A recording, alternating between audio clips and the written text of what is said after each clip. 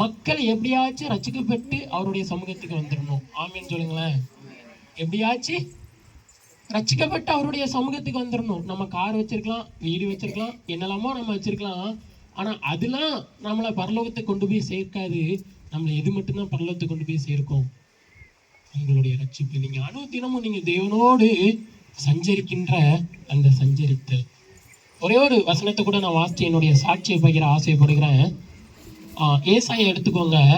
ஏசாயா 41:10. ஏசாயா 41:10.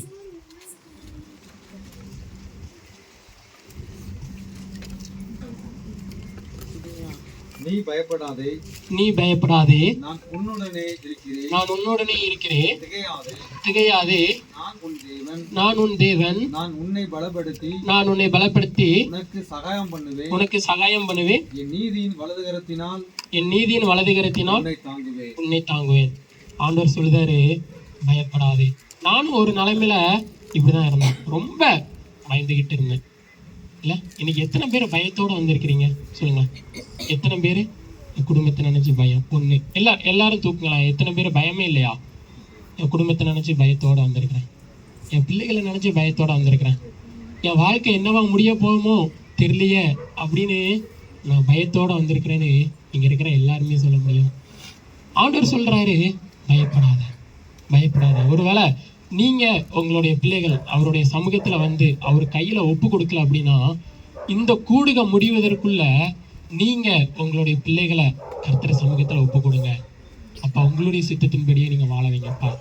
உங்கள் விருப்பமே நிறைவேறட்டும்னு சொல்லிட்டு உங்கள் குடும்பத்தை நீங்கள் கர்த்தர் சமூகத்தில் ஒப்பு கொடுக்கும்போது கர்த்தர் பெரிய காரியத்தை செய்வார். ஓகே, என் பேர் ஜோஸ்வா. நான் வாலிபர் ஊழியத்தை பண்ணுறேன். நான் ஏற்கனவே நான் சொன்னேன், எங்கள் அம்மா யார் அப்படின்னா ஒரு கவர்மெண்ட் ஸ்கூல் டீச்சர். எங்கள் அப்பா வந்து கவர்மெண்ட் போக்குவரத்து கழகத்தில் தான் வேலை பார்க்காங்க. எங்கள் வீட்டில் எல்லாருமே, எங்கள் தாத்தா கவர்மெண்ட் போக்குவரத்து கழகத்தில் கண்டக்டராக இருந்தாங்க. அப்படி எல்லாருமே கவர்மெண்ட்லேயே இருந்தோன்னே எனக்குள்ள ஒரு ஆசை, எப்படியாச்சும் படித்து முடித்து கவர்மெண்ட்டுக்குள்ளே போயிடணும், எப்படியாச்சும் நம்ம உள்ளே போயிடணும் அப்படின்னு. ஒரு நாள் நான் +1 படிச்சுட்டு இருக்கும்போது எங்கள் அம்மாவுக்கு ஒரு மிகப்பெரிய ஒரு வயிறு வலி, தாங்கவே முடியலை. அது வரைக்கும் இந்த வயிறு வலி வர்றதுக்கு முன்னுக்கூட்டி வரைக்கும் எங்கள் குடும்பத்தில் சர்ச்சுக்கு போகிற ஒரே நபர் யார் தெரியுமாங்க? எங்கள் அம்மா மட்டும்தான். என் பேர் தான் ஜோஸ்வா. ஆனால் அத்தி பூத்தாள் போல தான் சர்ச்சுக்கு போகிறதே. யாருமே எங்கள் குடும்பத்தில் சர்ச்சுக்கு போகிறதே கிடையாது. எங்கள் அம்மா ஒரு ஆள் போராடுவாங்க, டே சர்ச்சுக்கு போடா அப்படிம்பாங்க, போக மாட்டேன். டே சர்ச்சுக்கு போடா அப்படிம்பாங்க, போக மாட்டேன். நிறைய ஃப்ரெண்ட்ஸ் கூட சேர ஆரம்பித்தேன். நிறைய கெட்ட பழக்கங்கள் என்னைய ஆளுகை செய்ய ஆரம்பிச்சது. அதில் ஒரே ஒரு கெட்ட பழக்கம் என்ன அப்படின்னா, போன் வீடியோகிராஃபி. நிறைய அடிக்டட். அந்த ஒரு கெட்ட பழக்கத்தில் இருந்து என்னையால் கடைசி வரைக்கும் மீண்டு வரவே முடியலை. அம்மா சொல்லுவாங்க, டே எப்படியாச்சும் இந்த சர்ச்சுக்கு பேருடா. இல்லை, போக மாட்டேன். தினமும் வீட்டில் ஒரு பூகம்பம் வெடிக்கும். ஏன் அப்படின்னா, நான் சர்ச்சுக்கு போகலாம் அப்படின்னா அது மிகப்பெரிய பூகம்பம் தான், போராட்டம். எங்கள் அம்மா என் கூட போராடுவாங்க, நான் எங்கள் அம்மா கூட போராடுவேன். இப்படியே நாட்கள் கடந்து போச்சு. ஒரு நாள் வந்தது, வயிறு வலின்னு எங்கள் அம்மா துடிக்க ஆரம்பித்தாங்க. நாங்கள் ஆஸ்பத்திரிக்கு கொண்டு போனோம். அவங்க எல்லா ஸ்கேனு, எல்லா எக்ஸ்ரே எல்லாமே எடுத்து பார்த்தோன்னே ரிசல்ட் மறுநாளே வந்துட்டு, உங்கள் அம்மாவுக்கு இறப்பையில் கேன்சர் வந்துட்டு அப்படின்ட்டாங்க. இறப்பையில் கேன்சர் வந்துட்டு ஒன்றுமே பண்ண முடியாதடா, நீங்கள் என்னடா பண்ண போகிறீங்க? நான் ஒரு டிஸ்கிரிப்ஷன் எழுதி கொடுக்கேன், நீங்கள் உடனே இன்னைக்கு நைட்டு, அது 10 மணிக்கு ரிசல்ட் வருது, நைட்டு 12 மணிக்கு நீ காரை பிடிச்சிட்டு நீ வெள்ளூர் சிஎம்சிக்கு பேர், எனக்கு தெரிஞ்ச டாக்டர் இருக்காங்க, நான் எழுதி கொடுக்கணும். இங்குள்ள டாக்டர் எழுதி கொடுத்துட்டாங்க. உடனே இம்மிடியண்ட்டாக லேட் பண்ணாமல் உடனே காரை பிடிச்சி வெள்ளூர் சிஎம்சியில் போயிட்டு எங்கள் அம்மா போய் அட்மிட் பண்ணோம். அது வரைக்கும் எங்கள் அம்மாவுடைய அந்த அன்பு எனக்கு தெரியலை. அது வரைக்கும் எங்கள் அம்மா சொல்கிற அந்த வார்த்தை எனக்கு புரியலை. நீ சர்ச்சுக்கு போடான்னு சொல்கிறது, நீ கூப்பிட்டு பேசுறது எதுவுமே எனக்கு புரிஞ்சிக்கல. ஆனால் அன்றைய தினம் நான் புரிஞ்சுக்கிட்டேன் எங்கள் அம்மாவுடைய அன்பை. இல்லை, நான் ஜெபம் பண்ண ஆரம்பித்தேன். இசப்பா, உமக்கு நான் வந்து ஊழியனாலும் செய்தேன்ப்பா, எங்கள் அம்மா மட்டும் நீங்கள் திருப்பி கொடுக்க ஆரம்பிச்சிங்க. ஏன்னா நாட்கள் கடக்க ஸ்டேஜ் அடுத்தடுத்த ஸ்டேஜ் போயிட்டே இருக்கு. அந்த கேன்சர், அந்த செல்ஸ் வந்து நிறையா பரவிக்கிட்டே இருக்கு. ஒன்றுமே பண்ண முடியாதுன்னு டாக்டர் கையை வச்சுட்டாங்க. ஒரு நாள் வீட்டில் பார்த்தீங்கன்னா இருக்கிற எல்லா ஊழியக்காரங்களும் வந்துட்டாங்க ஃபாஸ்டிங் பிரேயர்னு. எப்படியாச்சும் காப்பாற்றணுமே, யாரையாச்சும் ஒரு ஊழியக்காரரை கூப்பிட்டு ஜோமனை வச்சு என்ன பண்ணிடணும், காப்பாத்திரணும். எல்லா ஊழியக்காரன் நீங்க திருநெல்வேலியில நீங்க லிஸ்ட் போட்டுக்கோங்க. பெரிய பெரிய சபையெல்லாம் அவங்க ஊழியத்தெல்லாம் சொல்லி நான் குறை சொல்லதுக்கு இங்க வரல. பெரிய பெரிய சபையில இன்னைக்கும் இருக்கிறாங்க. பெரிய பெரிய சபை கட்டி ஆராதிக்கிற தேவ ஜனங்கள்ல இருந்து கீழ் மட்டத்துல இருக்கிற ஊழியக்காரங்க வரைக்கும் வந்துட்டாங்கங்க. நான் பேர் சொல்ல விரும்பல. திருநெல்வேலியில இருக்கிற எல்லா ஊழியக்காரங்களும் வந்துட்டாங்க. ஆனாலும் ஒரு முன்னேற்றமும் இல்லை. நானும் ஜெபிச்சேன், ஒரு முன்னேற்றமும் இல்லை. அந்த தேட்டருக்குள்ள கொண்டு போறாங்க, ஆப்ரேஷன் தேட்டருக்குள்ள கொண்டு போறாங்க. கொண்டு போயிட்டு ஆப்ரேஷன் பண்ண முடியல. 5 மணி நேரம் கழிச்சு வெளியில கொண்டு வராங்க. அப்போ நாங்க எல்லாருமே நினைச்சோம், கர்த்தர் வந்து மிகப்பெரிய மிராக்கல் பண்ணிட்டாரு, அற்புதம் பண்ணிட்டாரு நாங்க நினைச்சோம். ஆனா அது அற்புதம் இல்லைங்க. அது கட் பண்ண ஆரம்பிச்சோன்னா இறப்பைய மட்டும் வெட்ட முடியாது, குடலையும் சேர்த்து வெட்டணும் அப்படின்ட்டாங்க. ஏன் அப்படின்னா குடல் ஃபுல்லா பரவிட்டு 4th ஸ்டேஜ், குடலையும் சேர்த்து வெட்டணும். நாங்க ட்ரை பண்ணி பார்த்தோம், ஒண்ணுமே முடியாது. அதனால நீங்க என்ன பண்ணிருங்க, இன்னும் 5 மாசமோ 6 மாசமோ நீங்க வீட்டுக்கு கொண்டு போயிருங்க அப்படின்ட்டோம். குடும்பம் எப்படி இருக்குன்னு நினைச்சு பாருங்க. கிட்டத்தட்ட எங்க அம்மா 2 வருஷம் கேன்சர் ட்ரீட்மெண்ட்ல இருந்தாங்க. 2 வருஷம் வேலைக்கு போகல. 2 வருஷமும் மெடிக்கல் லீவ் தான் போட்டுட்டு வீட்டில் தான் இருந்தாங்க. குடும்பம் உடைக்கப்பட்ட சூழ்நிலை.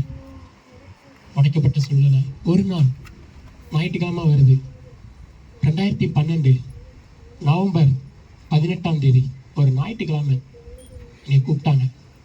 நம்ம படிப்புலையும் நம்ம பெரிய அளவுக்கு நம்ம இல்லை. ஜான் ஸ்கூல்ல தான் நான் படித்தேன். அந்த அளவுக்கு எனக்கு படிப்பு ஏறவே ஏறாது. அந்த அளவுக்கு இல்லை, சுத்தமாகவே படிப்பு ஏறாதுங்க. எனக்கு எல்லா டீச்சர்ஸும் வருவாங்க, எல்லா சாரும் வருவாங்க. இப்படி ரெட்டிங்கில் இப்படி ஒரு மார்க் போட்டு வச்சுருப்பாங்க.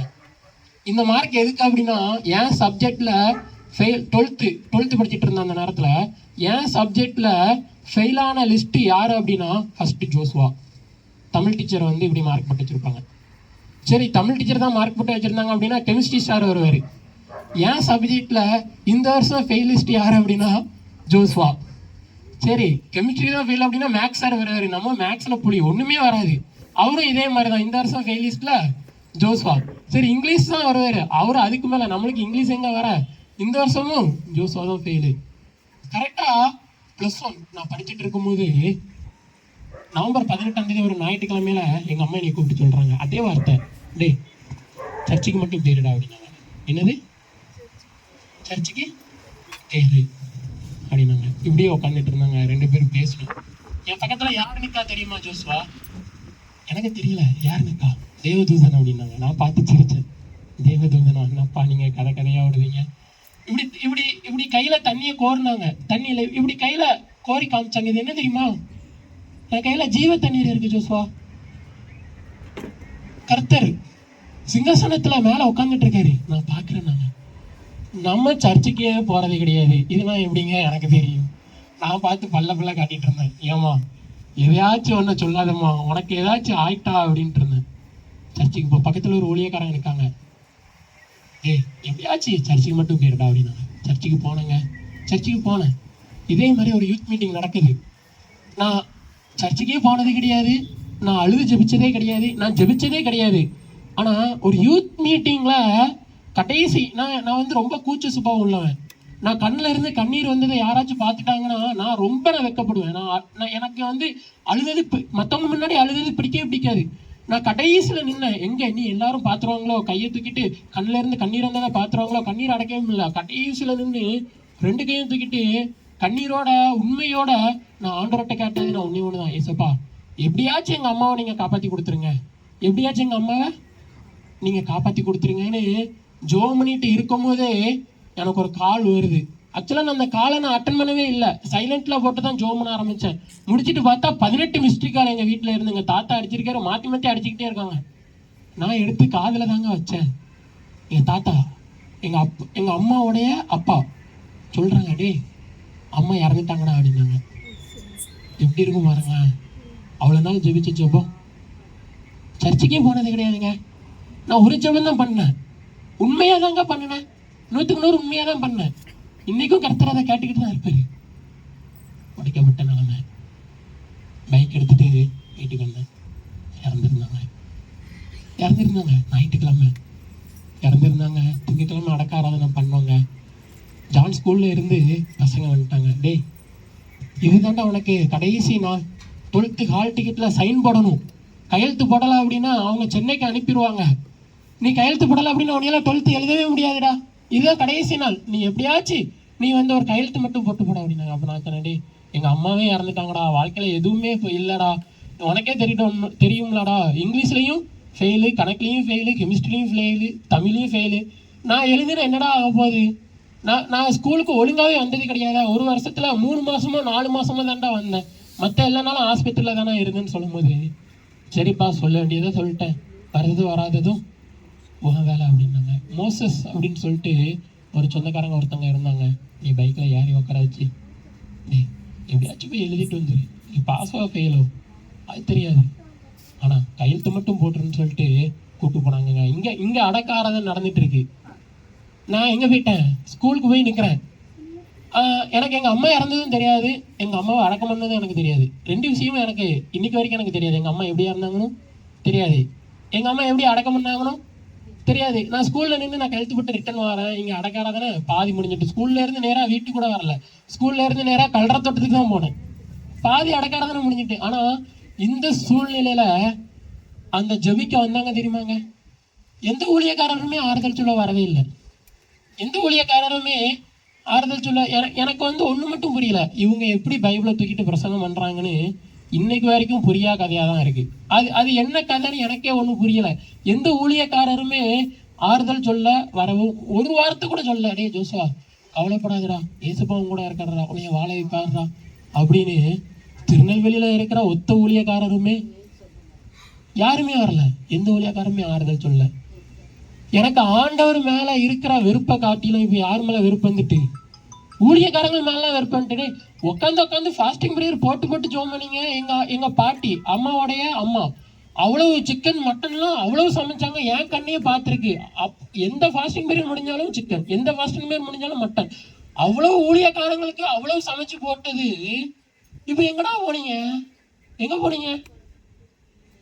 ஊழியக்காரர்கள் மேலே ரொம்ப கோவப்பட்டேன். ஆனால் இந்த பைபிளை தூக்கிட்டு போவாங்க தெரியுமா, நான் உங்களை நம்பவே இல்லை.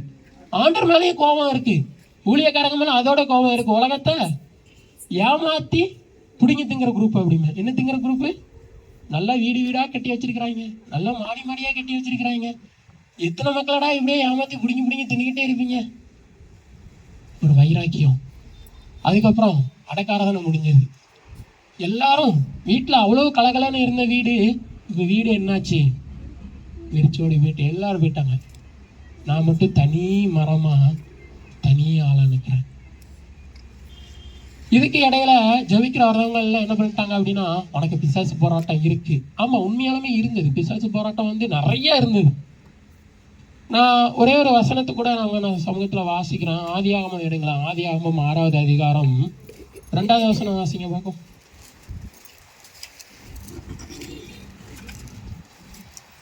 தேவகுமாரர் மனுஷ குமாரத்திகளை அதிக சௌந்தரியம் உள்ளவர் என்று கண்டு அவர்களுக்குள்ளே தங்களுக்கு பெண்களை தெரிந்து கொண்டார். 3வது வசனம். அப்பொழுது கர்த்தர், என் ஆவி என்றென்றைக்கும் மனுஷனோடு போராடுவதில்லை, அவன் மாம்சம் தானே, அவன் இருக்க போகிற நாட்கள் 120 வருஷம் என்றார்.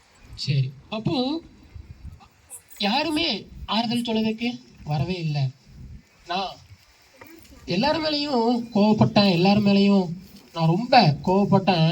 ஆனால் கடைசியில் நான் இயேசுப்பா மேலே நான் கோவப்பட்டு நான் ஒரு முடிவு எடுத்தேன், சாகணும் அப்படின்னு சொல்லிட்டு ஒரு முடிவு. ஒரு பக்கம் பிசாசு போராட்டம், யாரோ காதில் டேய் ஜோசுவா நீ செத்துருடா அப்படின்னு அந்த காதில் என்ன கேட்டுகிட்டே இருக்கு, குரல் கேட்டுகிட்டே இருக்கு. யாரோ ஒரு நபர் பக்கத்தில் நின்றுக்கிட்டே இருக்காரு, அது என்னால் உணர முடியுது. காதில் என்ன குரல் கேட்கு, என்னாச்சு, சாவு, செத்துரு, நீல இருக்கு, உயிரோட இருக்க, கேட்டுக்கிட்டே இருக்கும், தூங்க முடியாது, கேட்டுக்கிட்டே இருக்கும். இந்த குரல் வேற கேட்கு. என் பக்கத்தில் ஒரு நபர் நின்று கொண்டே இருக்காரு, எப்படிங்க இருக்கும்? நான் நினைச்சேன், ஊழியக்காரங்க சொல்றது உண்மைதானா? பிசாசு தான் வந்துட்டா, பக்கத்தில் நின்றுக்கிட்டே இருக்கு. படி ஏறும்போது கூட மேலேயே அது வந்து 100க்கு 100 நல்லா அவங்களால என்னால் ஃபீல் பண்ண முடிஞ்சது. ஒரு நபர் நான் படி ஏறி போகிறேன், மேலே என் கூட அப்படியே படி ஏறி வராரு. காதலான சத்தம் கட்டிட்டே இருக்காரு, சாவு, செத்துறணும் செத்துறணும் செத்துறணும் அப்படின்னு.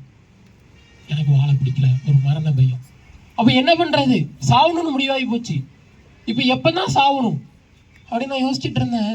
சரி, கிறிஸ்மஸ் அன்னைக்கு செத்துடலாம். என்ன மாஸ்டர், கிறிஸ்மஸ் அன்னைக்கு செத்துடலாம். ஏன் கிறிஸ்மஸ் அன்னைக்கு சாவணும்?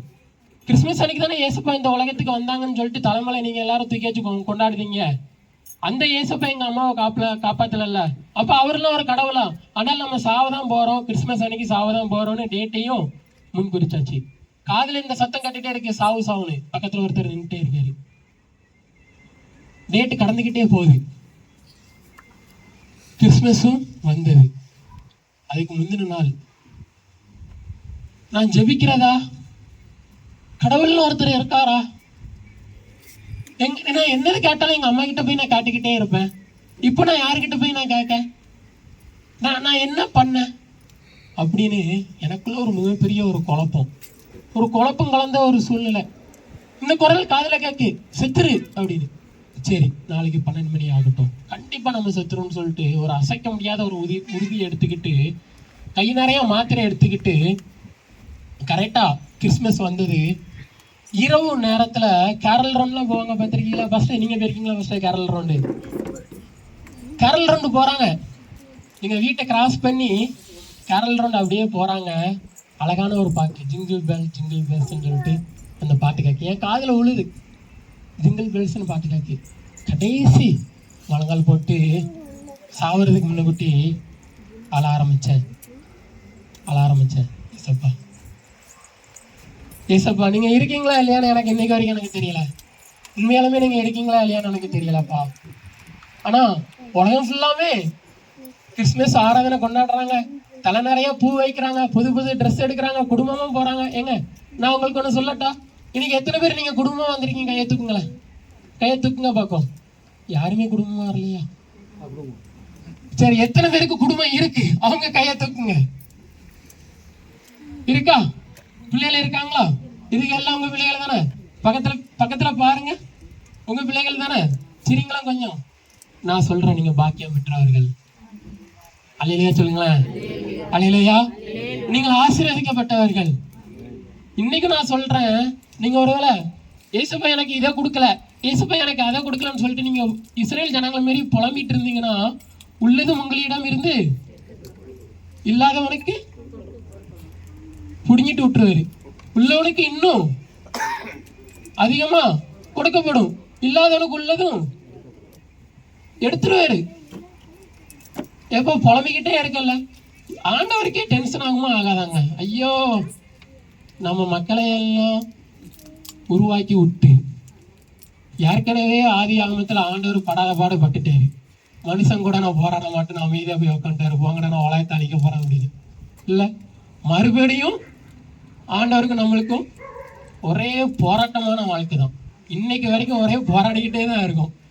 ஆண்டவர் அவங்க குடும்பத்தை போராட வைக்காதீங்க. ஆண்டவரை வீட்டுக்கு கூப்பிடுங்க. இன்னைக்கு நீங்க சொல்லுங்க, ஏசப்பா என் வீட்டுக்கு நீங்க வாங்கப்பா. தினமும் உங்களால முடிஞ்ச அளவுக்கு ஒரு 1/2 மணி நேரமாச்சு. நான் எல்லா வாலிபர் மீட்டிங்னு சொல்லுவேன், தங்கச்சி நீ யூத் மீட்டிங் எடுக்கலாம், சண்டே கிளாஸ் ஊழியம் நீ பண்றான், சண்டே கிளாஸ்ல நீ வாலண்டியரா இருக்கலாம், நீ விபிஎஸ் ஊழியம் பண்றான், அதெல்லாம் பெரிய மேட்டர் கிடையாதுங்க. நான் பண்ற ஊழியம் பெரிய மேட்டரே கிடையாது. கர்த்தர் இதெல்லாம் அங்கீகரிக்கவே மாட்டாரு. அவர் நாமத்துல பிசாச துரத்துனாங்க, நோய்களை சுகமாக்குனாங்க. ஆண்டவர் என்ன சொன்னாரு? அப்பளை பதார்த்தம். நான் அடிக்கடி சொல்லுவேன், இது வந்து மோடி கதையே ஆயிரும். என்ன பாஸ்டர், மோடிக்கு உங்களை தெரியுமா அப்படின்னா எனக்கு மோடியை தெரியுங்க. யாருக்கெல்லாம் மோடியை சிஎம் முக ஸ்டாலின் தெரியும்? கையை தூக்குங்களேன். யாருக்குமே தெரியாதா? சரி, நீங்க என்னைக்காச்சும் அவர்கிட்ட போய் கேட்டிருக்கீங்களா, என்னை உனக்கு தெரியுமா அப்படின்னு? யாருப்பா நீ தூரப்பா அப்படிம்பாரு. நம்ம கதை அந்த கதையா தான் இருக்கு. இப்போ ஆண்டர்கிட்ட போய் நின்னா நீ யாருப்பா அப்படிம்பாரு. இல்லைங்க அப்படி சொல்லக்கூடாது. ஒரு 1/2 மணி நேரம் ஆண்டவர் சொல்லணும். நோவாவை பார்த்து சொன்னார்ல, மோசையை பார்த்து சொன்னார்ல, அதே மாதிரி சாட்சி கொடுக்கிற ஒரு வாழ்க்கையை வாழும். என் வீட்டில் எங்கும் உண்மை உள்ளவர்.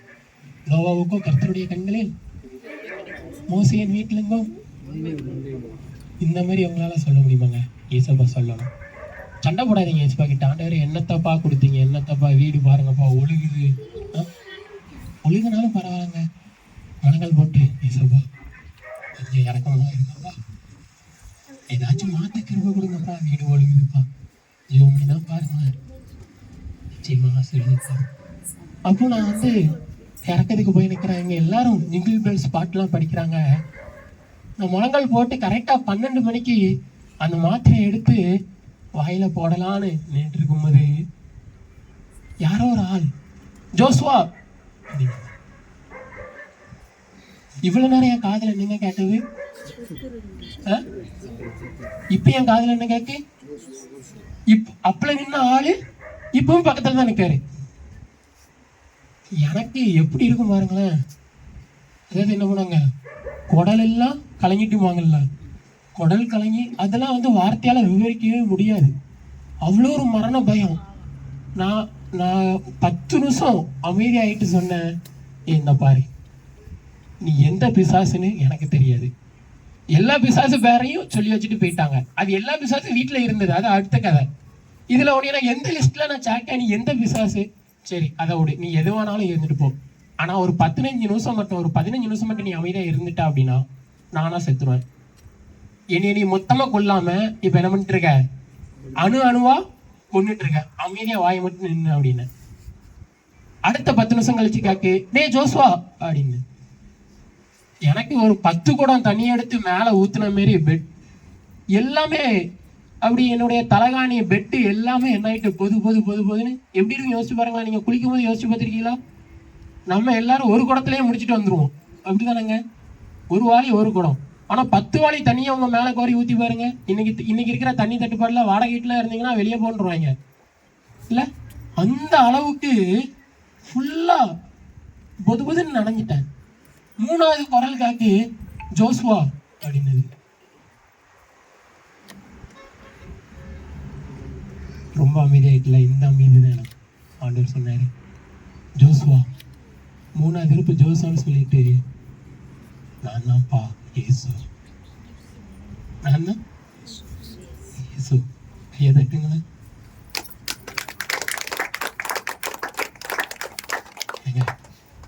7 மணி நேரம் என் பக்கத்துல நின்று அழ ஆரம்பிச்சு பேசணும். நிறைய காரியங்களை பேசணும், சொல்வதற்கு நேரம் இல்லை. 7 மணி நேரம் என்னோடு பேசினாரு, என்கிட்ட அழுதாரு. ஆண்டவர் சொன்னாரு, ஜோஸ்வா நீ ஊழியத்துக்கு வாப்பா, உன்னுடைய வாழ்க்கைய என் சமூகத்துல ஒப்பு கொடுத்துருப்பா அப்படின்னு. அப்ப நான் சொன்னேன், ஏசப்பா எல்லாத்துக்குமே ஒவ்வொரு ஊழியக்காரங்க இன்னைக்கு என் நோயில இருந்து சுகப்படுத்தினாருன்னு இன்னைக்கு நான் ஊழியம் செய்யுதுன்னு சொல்றாங்கப்பா. எனக்கு பல லட்ச ரூபா கடன் இருந்தது, அதுல இருந்து எனக்கு விடுதலை கொடுத்துட்டாரு, நான் ஊழியத்துக்கு வந்தேன்னு சொல்றாங்கப்பா. நான் என்னப்பா சொல்ல முடியும்? அம்மாவை நீங்க கேன்சர்ல நீங்க எடுத்துக்கிட்டீங்கன்னா ஒவ்வொரு மக்கள்கிட்ட போய் சாட்சி சொல்ல முடியும், அப்ப எப்படி சாட்சி விளங்கும் அப்படின் போது ஒரு வசனத்தை கூட என்கிட்ட தெளிவா ஆவியானவர் ரெடிப்பட்டார். வாசிங்களேன், லூக்கா 2:10. லூக்கா 2:10 வாசிங்க. தேவதூதன் அவர்களை நோக்கி பயப்படாதிருங்கள், இதோ எல்லா ஜனத்துக்கும் மிகுந்த சந்தோஷத்தை உண்டாக்கும் நற்செய்தியை உங்களுக்கு அறிவிக்கிறேன். இதோ எல்லா ஜனத்திற்கும் மிகுந்த சந்தோஷத்தை உண்டாக்கும் நற்செய்தியை உங்களுக்கு அறிவிக்கிறேன். ஜோஸ்வா, இந்த சந்தோஷத்தை தான் நீ போயிட்டு சொல்லணும் அப்படின்னு. உலகம் கொடுக்கிற பிரகாரமாய் அல்ல, உலகம் கொடுக்காதபடி பரலோகத்தில் உள்ள என்னுடைய சந்தோஷத்தை உங்கள் நடுவில் வைத்து போகிறேன்னு யார்கிட்ட சொன்னாருங்க? கரெக்டா சொல்லுங்களேன், யார்கிட்ட சொன்னாரு? சீசர் கிட்ட சொன்னாரு. அதே சந்தோஷத்தை நான் உனக்கு கொடுக்குறேன், என் பரலோகத்துல இருக்கிற சந்தோஷத்தை நான் உனக்கு கொடுக்குறேன்.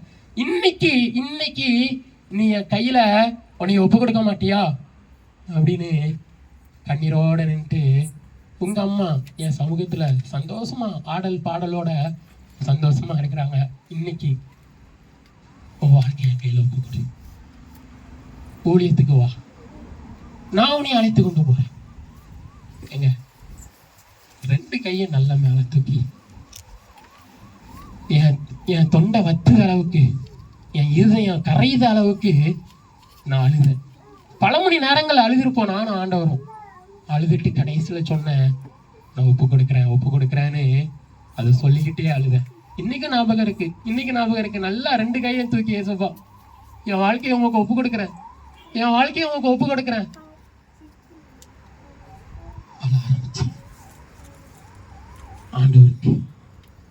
அந்த நிலைமையிலையும் உடைக்கப்பட்ட நிலைமை தாங்க.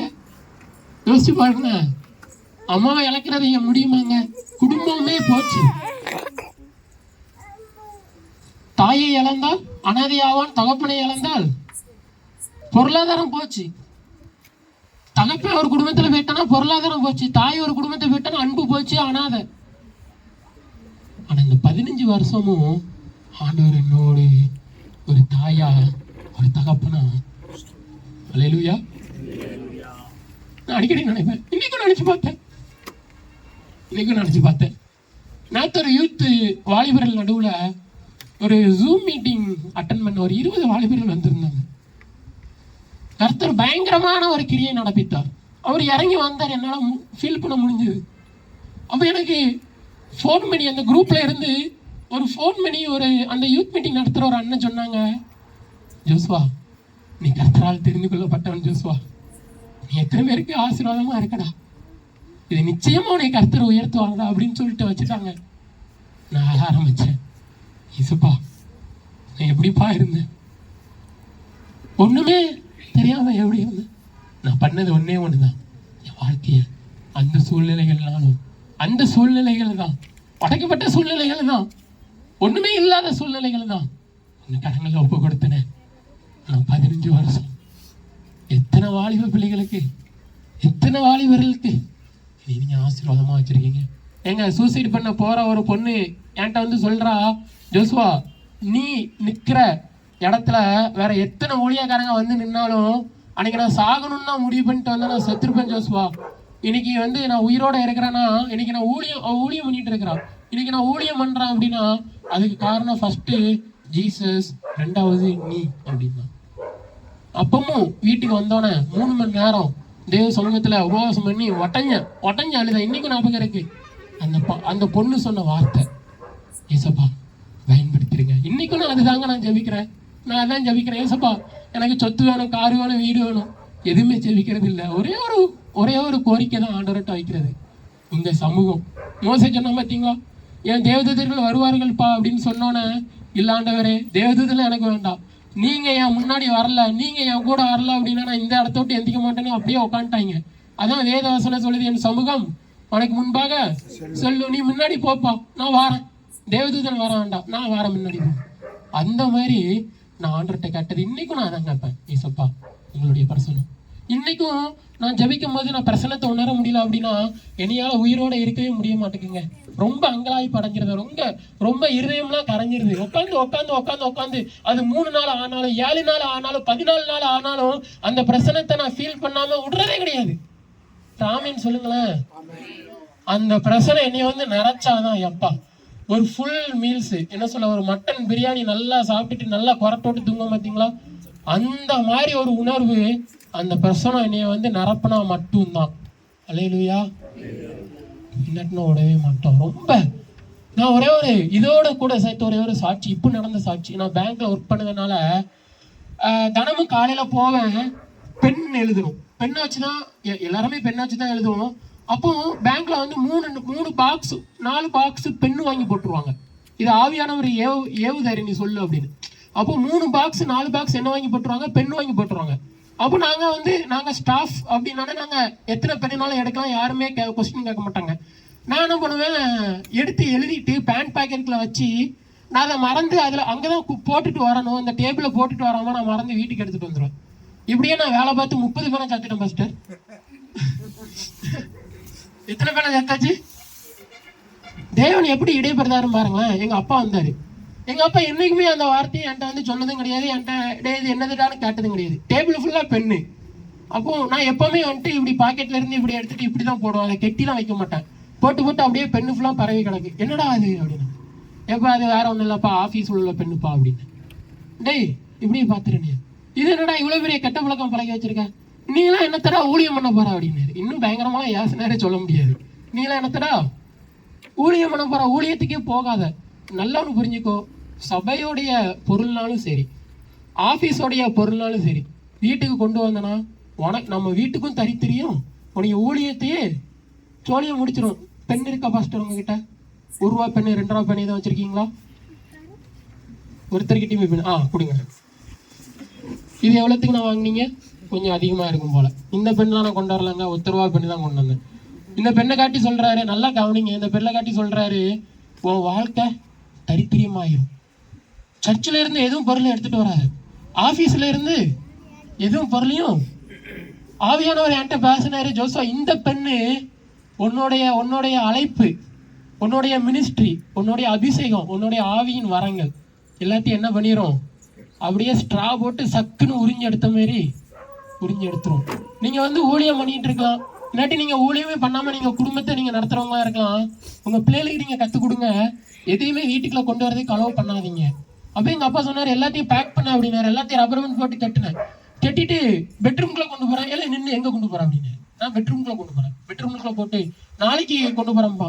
இல்லை நீ மறந்துடுவேன், கதவெல்லாம் பூட்டியாச்சு, 11 மணிக்கு நடக்க சம்பவம். நல்லா கேளுங்க, 11 மணிக்கு நடக்க, நீ மறந்துடுவா, நீ என்ன பண்ணு, இப்பவே கதவை எல்லாத்தையும் தரா அப்படின்னாரு. எல்லா கதையும் தரேன், திறந்து உன்னுடைய பைக் பவுச்சில் போய் போட்டுட்டு வா, நாளைக்கு இந்த ஒத்த பணவை கூட நான் பாத்திரக்கூடாதுன்ட்டு நேராக கதவை திறந்து பைக் பவுச்சில் போட்டு எல்லாத்தையும் அங்கே கொண்டு போய் பார்சல் பண்ணி போட்டா, எல்லாம் எதுக்குள்ள 30 பேனை கொண்டு வந்திருக்கேன் மேடம், எல்லாமே மேனேஜர் சார் எல்லாமே இங்குள்ள பேனா தான் சார் அப்படின்னு. அவர் எப்படியோ பார்க்காரு, இல்லை உடைய வச்சு பேனை கடையே நடத்திடலாம் போலே அப்படின்னு.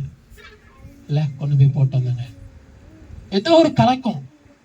அந்த பேனாவை நீங்க நம்புதீங்களா இல்லையான்னு தெரியல, அந்த பேனாவை நான் கொண்டு போய் போடுற வரைக்கும் ஆவியானவர் என்னை விடவே இல்லை. இந்தாங்க பேனா, ரொம்ப நன்றி. ஆவியானவர், நான் ஜெபிக்கிறேன், பிரசன்னத்தை உணர முடியல.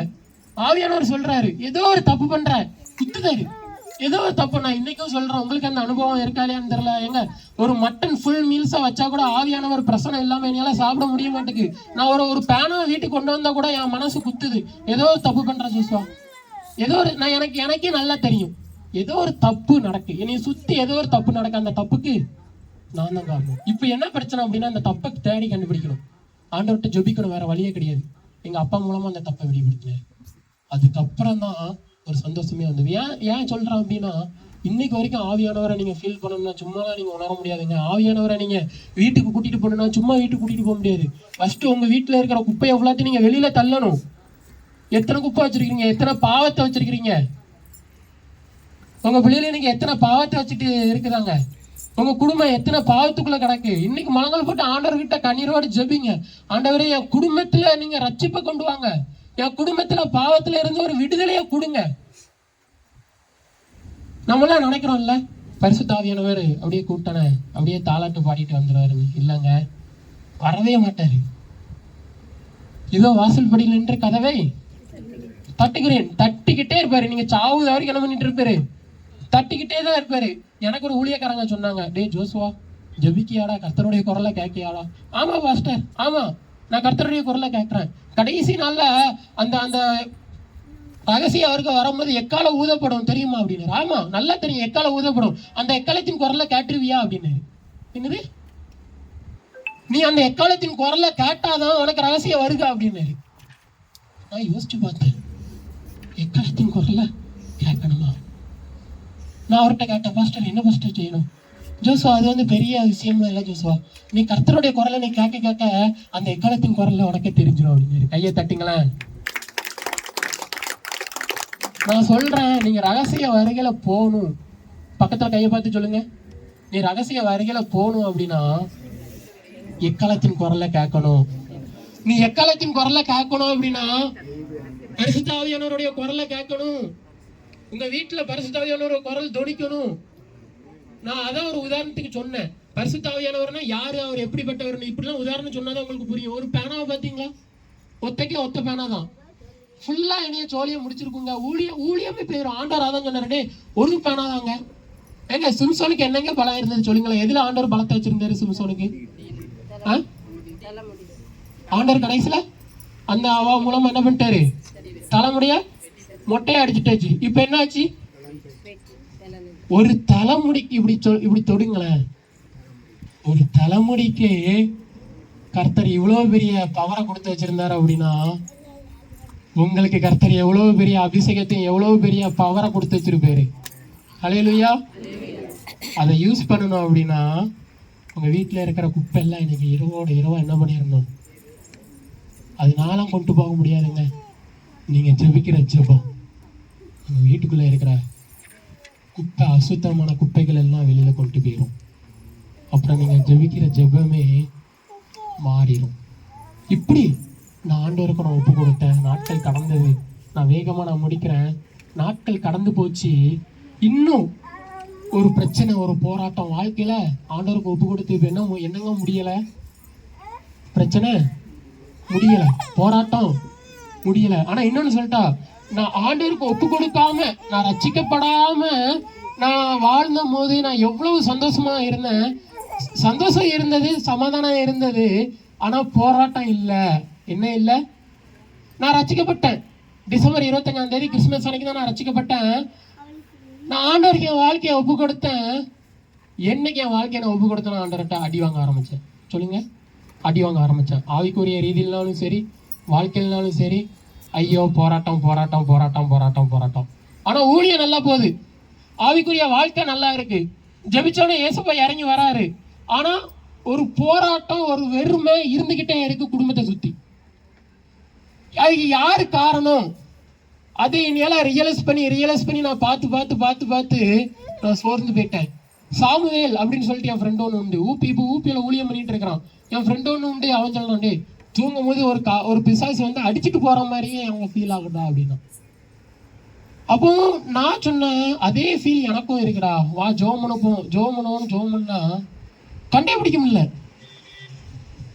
ஒரு நாள் நான் கரிக்கல் சர்ச்சில் உட்காந்துட்டு, இந்த போராட்டம் எப்போ முடியும் ஆண்டவரே, நீங்க சொல்லி தானே நான் ஊழியத்துக்கு வந்தேன், நான் ஊழியத்துக்கு வந்து இயேசு நல்லவர் நான் சொல்லிக்கிட்டே இருக்கிறேன், ஆனா எனக்கு போராட்டம் முடிய மாட்டேங்குது. எங்க அம்மா இறந்து போறாங்க, அதே 2012 எங்க அம்மா இறக்குறாங்க. 2013 அதே ஞாயிற்றுக்கிழமை என்னைய ஊழியத்துக்கு கூப்பிட்டாங்க, யூத் மீட்டிங்க்கு என்னைய கூப்பிட்டாங்க. எங்க தெரியுமா? தாளையட்டி சிஎஸ்ஐ சர்ச்சில்.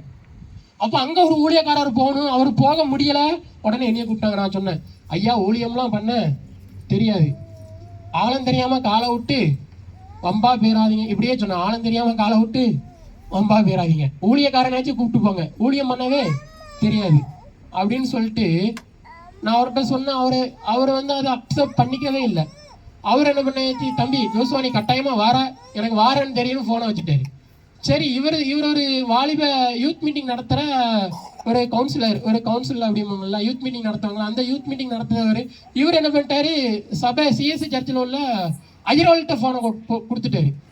அவர் எனக்கு கால் பண்ணாரு, தம்பி ஜோசுவா நீங்கள் நல்லா ஆவியில் வல்லமையாக இருக்கீங்கன்னு நான் கேள்விப்பட்டேன், தம்பி வந்துருங்க தம்பின்னு சொல்லிட்டு ஃபோனை வச்சுட்டாரு. அப்புறம் நான் அடிக்கிறேன், அவருக்கு சுவிச் ஆஃப், அது என்னன்னு தெரியல, சுவிச் ஆஃப் ஆயிட்டு. எப்படியாச்சும் கண்டிப்பா போய் தான் ஆகணும்.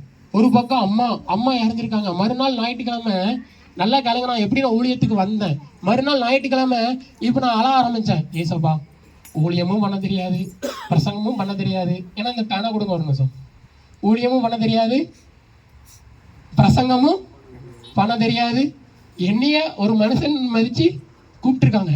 இப்போ எனக்கு என்னன்னா, இந்த இடத்துல வந்து நிற்கிறதுக்கு நான் உண்மைக்கு சந்தோஷப்படுறேன் பாஸ்டர். ஏன்னா ஒரு பைபிள் காலேஜ் வச்சு நடத்துறீங்க. இன்னைக்கு நான் பைபிள் காலேஜில் வந்து மெசேஜ் கொடுக்குற அளவுக்கு கர்த்தரனையை பயன்படுத்துகிறேன். அப்போ பாருங்களேன், இப்போ எனக்கு என்னன்னா, இப்போ நான் அழணும். எதுக்காக அழணும்? ஃபர்ஸ்ட் அந்த ரேமா வார்த்தை வரணும், அந்த கீவேர்டு ஊழியத்துக்கு வரணும்ல, வார்த்தை வரணும்.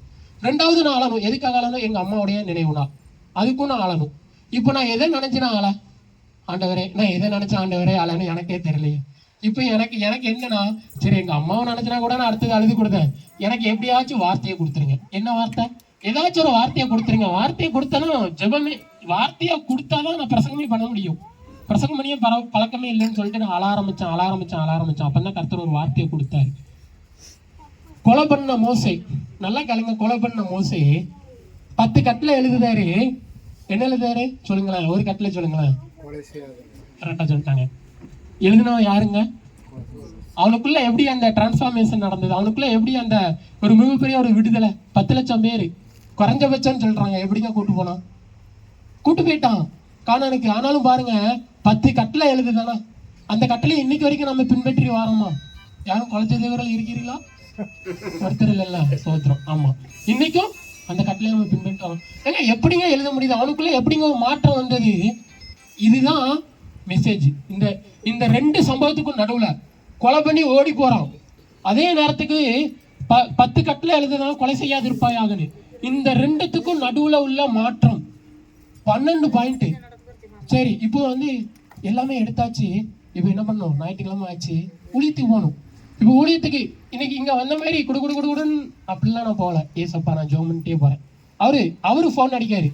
அந்த யூத் லீடர் ஃபோன் அடிச்சு, ஜோஸ்வா எப்படி ஒரு 200 பேர் வாலிபர்களை நாங்கள் கூட்டுறோம், நாங்கள் வந்து முயற்சி பண்ணியிருக்கோம், ஒரு 150 பேர் வந்துருவாங்க அப்படின்னாங்க. எனக்கு கதி கலங்கிட்டு, ஆண்டவரே ஏசப்பா இன்னைக்கு நான் ஜெபிக்கிறேன், உங்கள் பிள்ளையா நான் ஜெபிக்கிறேன், இன்னைக்கு அந்த 150 பேரையும் நான் கேன்சல் பண்ணி ஜெபிக்கிறேன், வெறும் 10 பேர் தான் வரணும் என்னுடைய ஜெபமே.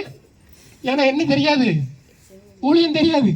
அந்த 150 பேரையும் இயேசு கிறிஸ்து நாமத்தினால நான் கேன்சல் பண்ணி, அப்போம்லாம் அந்நிய பாஷை வரங்கள் எதுவுமே கிடையாது. ஊழியம் பண்ண ஆரம்பத்தில் ஏசப்பா நான் இயேசு கிறிஸ்து நாமத்தினால நான் கேன்சல் பண்ணி ஜெபிக்கிறேன் அந்த 150 பேர் அப்படின்னு. இங்க நான் தாங்க அந்த சாங் சீட்டு நான் தான் எடுக்கிறேன்.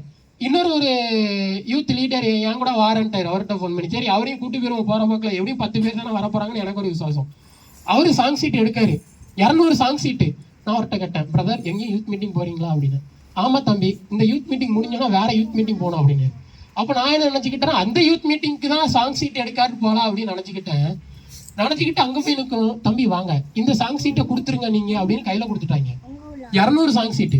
அங்கே போய் பார்த்தா ஏன்னா 230 பிள்ளைகள். எப்படி இருக்கும் பாருங்க, செத்தேன். இந்த பேனா எதுக்கு தெரியுமா, இந்த மைக் இருக்கு பாஸ்டர் உங்ககிட்ட, மைக் வேண்டாம் பேனா கீழே போட்டுருவீங்க. அப்போ ஒரு கோமாளி மாதிரி நான் போய் நின்னேன். நான் எப்படி ஊழியத்தை ஆரம்பிச்சேன்னு நான் சொல்றேங்க, ஒரு கோமாளி மாதிரி நான் போய் நின்னேன். பாட்டு பிடிக்க தெரியாது, ஒண்ணுமே தெரியாது. அப்போ இதுதான் மைக்குன்னு வைங்களேன். அப்போ நான் வந்து இவங்க கிட்ட நான் கொடுக்குறேன். ஆனா இந்த பேனாவை சுத்தி எல்லார் கையிலையும் பட்டுட்டு என்ன பண்ணணும், மறுபடியும் என் கைக்கு வரணும். பாஸ் பண்ணுங்க அப்படியே பின்னாடி, நீங்க பாஸ் பண்ணுங்க நான் சொல்லிட்டே இருக்கிறேன். இப்போ என்ன வருது, அது பேனா கிடையாது, அதுக்கு பேர் என்னது, மைக்கு. கொடுத்து விட்டாச்சு மைக்க. அப்போ நான் வந்து ஒரு சின்ன பிள்ளை ஒருத்தி இருந்தான், இந்த இதே மாதிரி பிள்ளை, அவ கையில மைக்க, தம்பி தங்கச்சி பாட்டு படிச்சிருக்கீங்கம்மா அப்படின்னு சொல்லிட்டு. அப்போ ஒரு 8th 9th படிச்சிருப்பா போல. நீ பத்தி சிரிச்சா, என்ன பாட்டே படிக்க தெரியாது தங்கச்சி, நீ சொல்லிட்ட, என்னையால சொல்ல முடியலாமா, என்னம்மா பண்ண, சரி இது சரின்னு சொல்லிட்டு என்னையால முடியல. பக்கத்துல ஒரு அண்ணன், அவரு என்ன பாட்டு படிச்சிருக்கீங்களா, தம்பி கொடு தம்பி பாட்டு படிச்சிருவாரு. சரி சோதரம்னு சொல்லிட்டு என்ன பண்ணியாச்சு, மைக்க கொடுத்தாச்சு. இப்போ மைக் இல்லாம கையை கட்டிட்டு நிற்க 230 பிள்ளைகள் எப்படிங்க, ஐயோ அச்சு அசல். நம்ம ஊர் சர்க்கஸ் போயிருக்கீங்களா, பஃபூன் கோமாளி பார்த்துருக்கீங்களா, அந்த மாதிரி எங்க பேனா வரலையா, நல்ல வேலை மைக்க கொடுக்கல, சரி அந்த மாதிரி உளுந்து ஐயர்வாளுக்கெல்லாம் ஒரே சிரிப்பு, கக்கப்புக்கன்னு. இன்னைக்கும் அந்த சபையை மறைக்கவே முடிய மாட்டேங்குங்க. பாளையத்து சிஎஸ்சி சபை, சிஎஸ்சி சர்ச்சு. ஐயா ஒரு நாள் நம்ம அங்க கண்டிப்பா போறோம் ஐயா. என்னது கிறிஸ்து சபையா, அது பேர் என்னது, இம்மானுவேல் சபை. சரி பேனா கைக்கு வந்துட்டு, மைக்கும் கைக்கு வந்துட்டு. இப்போ எனக்குள்ள ஒரு பயம் என்னன்னா, எல்லாரும் பாக்குறாங்க, பஃபன் குரங்கு மாதிரி நிற்கிறேன். சரி ஆவியானவர் சொல்றாரு, தம்பி எல்லாத்தையும் கண்ணை மூட சொல்லுங்க, எல்லாரும் கண்ண முடிங்க அப்படின்னு. நான் கண்ணை திறந்து பார்க்க, எங்க 10 பேர் மூடாம இருக்காங்க. தம்பி தங்கச்சி அந்த 10 பேர் மூடாம இருக்கீங்க, கண்ணை மூடுறீங்களா. இதெல்லாம் வந்து 15 வருஷமா சொல்லி பழக்கமாயிட்டு, அதனால உங்ககிட்ட நான் சிரிச்சுக்கிட்டே சொல்றேன், ஃபர்ஸ்ட்ல அழுதுகிட்டே சொல்லுவேன். அப்போ சரின்னு எல்லாரும் கண்ண முடியாச்சு, நானும் டபக்குன்னு கண்ண முடிட்டேன். ஏன் தெரியுமா, இந்த பூனை வந்து பால் குடிக்குமா கண்ணை மூடிக்கிட்டு, ஏன்னா என்னைய வந்து யாருமே பார்க்கல. பால் குடிக்கிறத அந்த கதை நம்ம கதை, கண்ண முடியாச்சு, எப்பா என்னைய யாருமே பார்க்கல அப்படின்னு. 2 பாட்டு மட்டும் ஞாபகம் வந்தது. தேவகுமாரா என்ன நினைச்சிருங்க, நன்றி சொல்லி துதிப்பேன். 2 பாட்டு தான் எனக்கு தெரியும், ஞாபகம் வந்தது. படிக்க ஆரம்பிச்சேன். 15 நிமிஷம் கழிச்சது 2 பாட்டை மறுபடியும் படிக்க ஆரம்பிச்சேன். தேவ பிரசனம் இறங்கிச்சு. ஒரு பெண்ணு, அந்த வரிசையில இருக்கிற ஒரு பெண்ணு ஓன்னு கத்திட்டு நெஞ்சில அடிச்சுட்டு, நான் பாவி அப்படின்னா. அப்பதான் எனக்கு சந்தோஷம். இப்ப என்ன வந்துட்டாரு பரிசுத்த ஆவியானவர், இப்ப யாரு கையில எடுத்துருவா, அவர் எடுத்துருவாரு. அது சிஎஸ்சி சபை வேறையா, எனக்கு கூட கொஞ்சம் சந்தோஷம். சரி நம்ம தப்பிச்சோம். இன்னைக்கும் சொல்லுவேன், 230 பிள்ளைகள்ல இன்னைக்கும் கர்த்தர் அதை கேட்கிறாரு, நான் பேசுறதை கேட்கிறாரு. ஏங்க தெளிவா சொல்ல முடியும், ஒரு பிள்ளை கூட தப்பிச்சு போனது கிடையாது. 230 பிள்ளையும் வச்சுக்கப்பட்டு போன, கையை தட்டுங்களேன். மெசேஜ் தான் மெசேஜ், 10 கட்டளை இதுதான். மோசையை குறித்து தான் மெசேஜ். கொலைகாரனாகிய மோசை எப்படி கொலை செய்யாது இருப்பாங்க. 1 மணி நேரம் மெசேஜ் கொடுத்தாங்க, 1 மணி நேரம் மெசேஜ். யாரும் ஆடல அசையல. அங்க இருந்து ஜன்னல் வழியா பாக்குறாங்க, எல்லாரும் உள்ள வந்து உட்காந்துட்டாங்க. சரி காணிக்கை எண்ணிட்டு இருக்காங்க, இவன் ஏதோ சொல்றான்டா அப்படின்னு சொல்லிட்டு காணிக்கை என்றதை விட்டுட்டு மெம்பர்லாம் என் பக்கத்துல வந்து உட்காந்துட்டாங்க. சரி அங்க வெளியில நின்று பேசிட்டு இருக்கிறாங்க, ஏதோ ஒன்று நடக்குதுன்னு சொல்லிட்டு எல்லாரும் உள்ள வந்து உட்காந்துட்டாங்க. 230 பேரை வச்சு நடந்த கூட்டம் 260 பேரா அந்த இடத்துல மாறிட்டு. ஹல்லேலூயா. சிங்கம் மாதிரி முடிச்சிட்டு பைக்ல அவ்வளவு ஒரு சந்தோஷத்துல வீட்டுக்கு வந்தா எனக்கு ஒரு சோதனை. எங்க அப்பா கையில பூங்கொத்தோட நிற்காரு, பூமாலையோட. டே அம்மாவுடைய நினைவு நாள்டா, போயிட்டு போட்டுட்டு வாடா கல்றையில அப்படி. அந்த பூமாலையை பிடிச்சிட்டு என்னையவே அறிய முடியல, அழ ஆரம்பிச்சேன். அப்படியே பொத்துன்னு ஒரு சோஃபா செட்டு விட்டு உட்காந்துட்டேன். ஏசப்பா இப்ப கூட நீங்க இறங்கி வந்தீங்களே, அந்த 230 பிள்ளைகளும் அந்த 260 பேரும் சந்தோஷமா தானே திரும்பி போனாங்க. இந்த சந்தோஷத்தை சொல்லிட்டு இப்ப பாருங்க, நான் துக்கத்தோட வந்து நிக்கிறேன்ப்பா, எனக்கு இந்த ஊழியம் வேண்டாம்ப்பா. ஏங்க 10 வருஷம் 15 வருஷம்லாம் ஊழியம் பண்ணல. ஊழியம் ஜபிக்கிற ஜபம் என்னது? ஃபர்ஸ்ட் ஊழியம் ஜபிக்கிற வீட்டுக்கு வந்து என்ன ஜபிச்ச? ஊழியம் வேண்டாம், இந்த ஊழியம் வேண்டாம். மறுபடியும் ஆண்டவர் ஆள ஆரம்பிச்சாரு. ஆண்டவர் சொன்னாரு, டேய் இறந்து போறாங்கடா, இறக்குறாங்கடா, என்ன இறக்கிறாம பிள்ளைகளை இறக்காங்கடா. ஆண்டவரே யார் செத்து போனா எனக்கு என்ன வந்தது? என் வாழ்க்கையிலேயே சந்தோஷம் இல்லை, என் வாழ்க்கையிலேயே சமாதானம் இல்லையா, எனக்கு என்ன வந்தது? யார் செத்து போனாலும் சாகட்டும் ஆண்டவரே, நீங்க வேணா போங்க, உங்களுக்கு ஜோசுவா தானே வேணும், ஜோசுவான்னு பேரை வச்சு தானே வேணும். ஒவ்வொரு சிஎஸ் ஜபிக்கும் போங்க, நான் என் கூட வாரீங்களா? நான் உங்களுக்கு 1000 ஜோசுவாவை நான் காட்டுறேன். எத்தனை ஜோசுவா? 1000 ஜோசுவா காட்டுறேன். என் ஃப்ரெண்டு பேரும் ஜோசுவா, நான் அவனுக்கு ஃபோன் பண்ணி கொடுக்குறேன், அவனை வேணாலும் போய் பிடிச்சிக்கோங்க. தயவு செய்து என்னை விட்டுருங்க, எனக்கு ஊழியம் வேண்டாம் வேண்டாம் வேண்டான்னு ஒரு 3 மணி நேரம் நான் அழுது ஜபிச்சிருப்பேன். எத்தனை மணி நேரம்? ஒரு தரிசனத்தை கொடுத்தாரு, என் ஆவிக்குரிய கண்கள் திறக்கப்பட்டது. மொத நேரம் ஆவிக்குரிய கண்கள் திறக்கப்பட்டது. வெள்ளங்கி போட்டு ஒருவர் நிற்கிறாரு, பக்கத்துல நான் நிற்கிறேன். ஒரு அழகிய ஒரு ரோடு, பச்சை பசேர்னு இருக்கு, 2 பக்கமும் நல்ல மரங்கள். அது எப்படி இருக்குன்னா கோல்டன் கலர்ல இருக்கு. இந்த இலைலாம் காஞ்சி போனா, நீங்க அமெரிக்கா அந்த இதெல்லாம் நீங்க யூடியூப்ல அந்த இதெல்லாம் பாத்தீங்கன்னா, அந்த பனி விழுகிற நேரங்கள்ல இலைகள் எல்லாம் என்ன பண்ணிருமா, காஞ்சி போயிடும். காஞ்சி போனோன்னா அந்த சன்லைட் பட்ட உடனே, அந்த சூரிய வெளிச்சம் பட்ட உடனே அது அப்படியே ஜொலிக்கும். பார்த்துருக்கீங்களா? அது வந்து நம்ம நாட்டில் பார்க்க முடியுமா பாஸ்டர்? நம்ம நாட்டில் அது இருக்கான்னு தெரியல, ஆனால் நீங்கள் ஃபாரின் போனால் பார்த்துடலாம். அப்படியே ஜொலிக்கும். அந்த அளவுக்கு 2 பக்கமும் மரமானுக்கு ஜொலிக்குன்னு ஜொலிக்கு. பக்கத்தில் ஏசப்பா நிற்காரு. அவர் சொன்னாரு, டே ஜோசுவா என் கையை பிடி. நான் அவன் கையை பிடிச்சு கொடுத்தேன், நீ கொடு கையை கொடுங்க. ஃபர்ஸ்ட் ஊழியத்தில் அவர் என் கையை பிடிச்சார். ஒரு பிடி வாடா நடப்போம். அந்த கடைசியில ஒரு வெளிச்சம் தெரியுது. கண்ணு கெட்டது தூரம் அந்த தொடுவானம் அப்படின்னு சொல்லுவாங்கல்ல, இப்பவுமே எனக்கு ஒரு வெளிச்சம் தெரியுது. அந்த கண்ணு கெட்டது தூரத்துல ஒரு வெளிச்சம் தெரியுது. ஆவியானவர் கையை பிடிச்சாரு, ஏசப்பா நடக்க ஆரம்பிச்சோம். இப்படி வாடா. ஃபர்ஸ்ட் ஸ்டெப் நாங்க 2 பேரும் சேர்ந்து எடுத்து வச்ச ஆரம்பிச்சோம். இன்னைக்கு எத்தனாம் தேதிங்க சொல்லுங்களேன்? எத்தனாவது வருஷம்? 2025. நான் எப்போ அவர் கையை பிடிச்சேன்? 2000. இப்ப எத்தனாவது வருஷம் நடந்துட்டு இருக்கு? நான் ரொம்ப சந்தோஷப்படுறது, ஒரு பைபிள் ஸ்கூல் வச்சு நடத்துற ஒரு தங்க நான் போனதுக்கு நான் சந்தோஷப்பட்டேன் பாஸ்டர். ஒரு பைபிள் ஸ்கூல் வச்சு நடத்துறாங்க, என்னைய கூப்பிடுறதுக்கு நான் ஏமாத்துறோம். என்னங்க அவங்களுக்கு என்ன யூத் கிடைக்காமையாங்க இருப்பாங்க? ஒரு டீமே வச்சு பண்றாங்க. நான் ரொம்ப இந்த இடத்துல வந்து நிற்கிறதுக்கு எனக்கு ரொம்ப, எந்த சிஎஸ்ஐ சர்ச்சுக்கு போனாலும் அவ்வளவு சந்தோஷம் இருக்கும். ஆனா இங்க நான் 2 மடங்கு 3 மடங்கு சந்தோஷமா நிற்கிறேன். எப்படிங்க இதெல்லாம் சாத்தியம்? ஏங்க இன்னைக்கு நான் சொல்றேன், நீங்க எந்த போராட்டத்தினாலும் வந்திருக்கலாம், எந்த பாடுகள்னாலும் நீங்க வந்திருக்கலாங்க. ஒருவேளை குடும்பமே உடஞ்சு போயிட்டு, நம்ம ஊர்ல சொல்லுவாங்கல்ல, நாசமா போச்சு அப்படிமாங்கல்ல.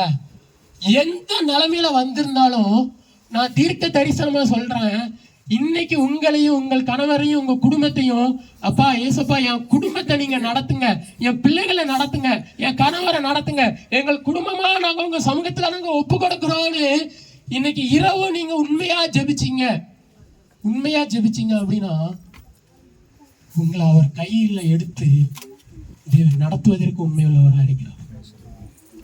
அல்லேலூயா. இப்படிதான் நான் ஊழியத்துக்கு நான் வந்தேன். சரி, இப்ப அடுத்த போராட்டம் நான் முடிக்கணும், எனக்கு டைம் இல்லை. அடுத்த போராட்டத்தை நான் கிடக்குறேன். கரிட்டல் சர்ச்சில் உட்காந்துட்டு அழுதேன், மணிக்கணக்கு அழுதேன். ஏசப்பா முடியலப்பா, குடும்பத்துல சூழ்நிலை சரியில்லை, முடியல, ஒரு சந்தோஷம் இல்லை, ஒரு சமாதானம் இல்லை, எனக்குள்ள இருக்கு, குடும்பத்துக்குள்ள இல்லை. கரிட்டல் சர்ச்சை உட்காந்துட்டு அழுதேன். சரி, ஆல்டர்ல போய் முழங்கால் போட்டு ஜெபம் பண்ணணும் அப்படின்னு நான் முழங்கால் போடுறேன். ஏதோ ஒரு அக்கினியை தலைமையில குமிச்சு வச்ச மாதிரி இருந்தது. எனக்கு தலைவலி அடிக்கடி எனக்கு வந்துகிட்டே இருக்கும். என்ன சாப்பிட்டாலும் தலைவலி வந்துடும். அந்த சைனஸ் அப்படிம்பாங்க, மைக்ரோயன் அப்படிம்பாங்க. உடம்பு 130 கிலோ, அவ்வளவு குண்டா இருப்பேன். இவன் பாத்தீங்களா ரொம்ப வெளிஞ்சிட்டேன். இதுவே ஒரு மிகப்பெரிய சாட்சி. அவ்வளவு என் பழைய போட்டோலாம் நான் உங்களுக்கு காட்டுறேன், அவ்வளவு குண்டா இருப்பேன். இப்ப கர்த்தர் மெலிய கிருபை கொடுத்தாரு. ஏன் அப்படின்னா தலைவலி மாத்திரை போட்டு எஃபெக்ட். இந்த இடத்துல நீங்க இப்பவும் நீங்க கூர்மையா பாத்தீங்கன்னா தெரியும், ஒரு கருப்பா ஒரு கோடு மாதிரி கிடக்கும் இந்த இடத்துல. அது போகவே மாட்டேங்குது. ஏன் அப்படின்னா தலைவலிக்கு தைலம் போட்டு அந்த கோடு, அந்த அளவு தலைவலி. நான் ஒரு நாள் நான் சொன்ன, கையில மாத்திரையோட ரசிக்கப்பட்டதுக்கு ஊழியம்ட்டு வந்ததுக்கு அப்புறம் கையில மாத்திரையோட வச்சுட்டு, ஏசப்பா இந்த மாத்திரையை போட்டு நான் செத்து போறேன், மறுபடியும் அதே அழுக நான் சாவுறேன். ஏன் இந்த தலைவலி என்னை விட்டு விட மாட்டேங்குது. ஒண்ணு இந்த தலையை எடுத்துட்டு இந்த ரோபோட்டிக்லாம் வைப்பாங்க தெரியுமா, புது தலை, அதே மாதிரி எனக்கு புது தலையா வச்சிருங்க, இல்லாட்டி இதுல இருந்து சுகத்தை கொடுங்க, எனக்கு முடிய மாட்டேங்குது, நான் சாவுறேன் அப்படின்னு கதீட்ரல் சர்ச்சில் உட்காந்துட்டு 4ஆம் வருஷம். ஒரு பக்கம் குடும்பத்துல பிரச்சனை சரியில்லை. ஏங்க வீட்டை விட்டு 3 திருப்பு நான் அடிச்சு துரத்தாப்பட்டேன். ஊழியம் பண்றேன்னு ஒரே காரணத்துக்காக. வீட்டுக்கெல்லாம் வராதல, படிப்புல முட்டேன், வீட்டுக்கெல்லாம் வராதல, ஓடிப்போ அப்படின்ட்டாரு. சம்பாத்தியம் பண்றதுக்கு வக்கில்ல, ஊழியம் சுத்த போற, ஓடிப்போ அப்படின்ட்டாரு. நல்ல வேலை பாஸ்டர் வீடியோலாம் எடுக்கல, கொண்டு வரல. ஆமா, திரும்பி நான் என்ன பண்ணணும், வீட்டுக்கு தான் போகணும். சோத்திரம். அப்படின்னு 3 திருப்பு அடிச்சு பத்தப்பட்டேன். எங்க அப்பா பேரு மகாவிஷ்ணுங்க, ரசிக்கப்படலாம். அதனாலதான் ஆதியாகமத்துல வாசிச்சோம் தெரியுமா. எங்க அம்மா பேரு பாக்கியவதி. உன்னை எல்லாரும் பாக்கியவதி என்று வாழ்த்துவார்கள். ஏன் இவ்வளவு போராட்டம் அப்படின்னு ஆண்டவர் சொன்னாரு. டேய், அவிசுவாசி கூட எனவே கூடாது. நரகத்துக்கும் பரலோகத்துக்கும் ஒரு மிகப்பெரிய ஒரு பிளவு இருக்கு. நம்ம என்ன பண்றோம், நரகத்தையும் பரலோகத்தையும் நம்ம சேர்க்கிறோம். பேலையாளுக்கும் கர்த்தருடைய சபைக்கும் சம்பந்தம் ஏதுன்னு பைபிள்ல போட்டிருக்கு. இப்ப நம்ம 2த்தையும் நம்ம சேர்க்கிறோம். அதுதான் மிகப்பெரிய தப்பு. ஆண்டவர் சொன்னாரு, தம்பி இதுதான் தம்பி மிகப்பெரிய தப்பு, நான் உலகத்தையே நான் அழிச்சேன். இதுதான் நம்ம தெரியாம பண்ணிருக்கலாம், தெரிஞ்சு பண்ணிருக்கலாம், ஆனா இதுதான் தப்பு. நீ எல்லாம் ஜபிக்க முடியல, கைத்துல சர்ச்சில் உட்காந்து ஜபிக்கிறேன், தலையில அக்கினியை வச்ச மாதிரி இருக்கு. உடனே எனக்கு தெரியுது, சரி இது ஒரு பிசாசு போராட்டம் தான் அப்படின்னு தெரிஞ்சோன்னே ஆண்டவர் சொன்னாரு, ஒரு ஊழியக்காரரை ஞாபகப்படுத்திக்கிட்டே இருந்தாரு. நீ இந்த ஊழியக்காரங்களோட போய் சேர்ந்துக்கோ, இந்த ஊழியக்காரங்கள்ட்ட போய் ஜோம் பண்ணி ஞாபகப்படுத்திக்கிட்டே இருந்தாரு. அப்போ நான் குடுகுடுன்னு ஓடி போனேன். நான் போகும்போது கரெக்டா அந்த சர்ச்சு வாசல தாண்டும் போதே அந்த ஊழியக்காரன் பையன் வந்து நிற்கிறான். தம்பி ஜோசுவா, உன் பேர் தானே ஜோசுவா அப்படின்னா. உன் பேர் தானே ஜோசுவா. எனக்கு திடுக்குன்னு ஆயிட்டு, என் பேர் உங்களுக்கு எப்படி தெரியும்? ஆவியானவர் ஞாபகப்படுத்தாரு, நீ ஏதோ ஒரு பிசாசு போராட்டத்தில் இருக்கிற, நீ உடனே வா அப்படின்னு. நான் ஓப்பனா ஒரு காரியம் நான் சொல்லிட்டாங்க. அதாவது நம்ம எல்லாரும் சொல்றோம் பிசாசு போராட்டம்லாம் கிடையாது அப்படின்னு. பிசாசு போராட்டம் உண்டு, பிசாசு உண்டு. நான் 15 பிசாசு போராட்டத்தால நான் விடுதலை பெற்று இந்த இடத்துல நிற்கிறேன். ஓப்பனா சொன்னது, நான் காளி அப்படின்னு எனக்குள்ள இருந்து ஆடிச்சு. என்னது காளி? அவுட்ரீச் மினிஸ்ட்ரி தெரியுமா ஃபர்ஸ்ட் உங்களுக்கு? அவுட்ரீச் மினிஸ்ட்ரி, பிராங்க்லின் ஜாசிஸ், அவங்க தான் எனக்கு வரட்டினாங்க. அவங்க கூட தான் எங்க அம்மா ஒர்க் பண்ணாங்க அஸ்போன் ஸ்கூல்ல. அவ்வளவு சந்தோஷமா நீ ஏற்றுக்கிட்டாங்க. 15 வருஷம், கிட்டத்தட்ட 25 வருஷம் இருந்த போராட்டம் 7 வருஷம் வரட்டினாங்க 15 பிசாச. நைட்டு 10 மணிக்கு முழங்கல்ல விடுவாங்க, மறுநாள் காலையில 5 மணி வரைக்கும் நேரு முழங்கல்னு வரட்டுவாங்க. போவே போகாது. ஒரே ஒரு வசனத்தை கூட எடுத்து வாசிப்போமா? லூக்கா எடுங்களேன். லூக்கா 1வது அதிகாரம் எடுங்க, 71வது வசனம் வாசிங்க.